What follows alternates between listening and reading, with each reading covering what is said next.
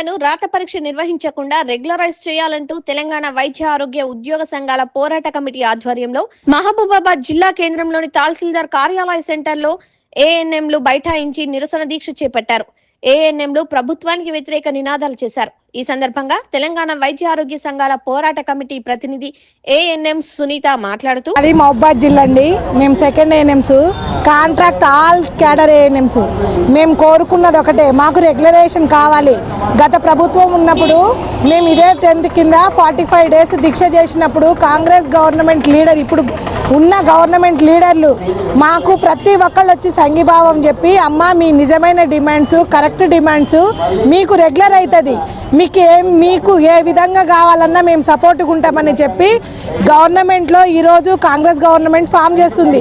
ఈరోజు గవర్నమెంట్కి పోయి ఇదే గవర్నమెంట్లో మమ్మల్ని రెగ్యులర్ చేయమని రిక్వెస్ట్ చేస్తే మమ్మల్ని రెస్పెక్ట్ లేకుండా ఎవరైతే మాట్లాడతారో వాళ్ళని బయటికి వెళ్ళమని చెప్పి మినిస్టర్ గారు మాట్లాడడం చాలా మాకు సిగ్గుచేటది.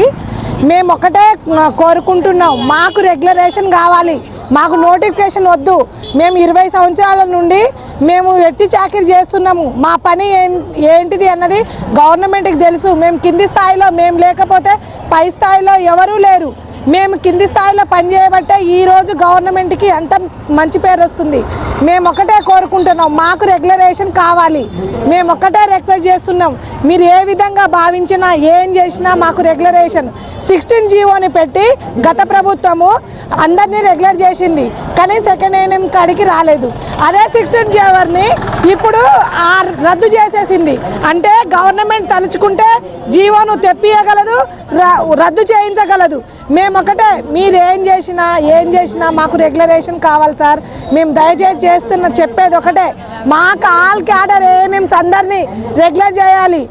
చాలా మందికి ఏజ్ లిమిట్ అయిపోయింది, చాలా మంది చనిపోతున్నారు, చాలా మందికి వర్క్ బర్డెన్, ఆన్లైన్ వర్క్తో బీపీ షుగర్లు వస్తున్నాయి. కాబట్టి మేము ఉన్న కాడికి ఉన్న పలంగా మేము ఎట్లా అయితే పనిచేస్తున్నామో అదే విధంగా మమ్మల్ని రెగ్యులరేషన్ కావాలి. ఈరోజు మేము 48 గంటల పాటు జేఏసీ ఆధ్వర్యంలో మేము నిరసన తెలియజేస్తున్నాము. ఈ నిరసన కార్యక్రమంలో ఏఎన్ఎంలు పాల్గొన్నారు.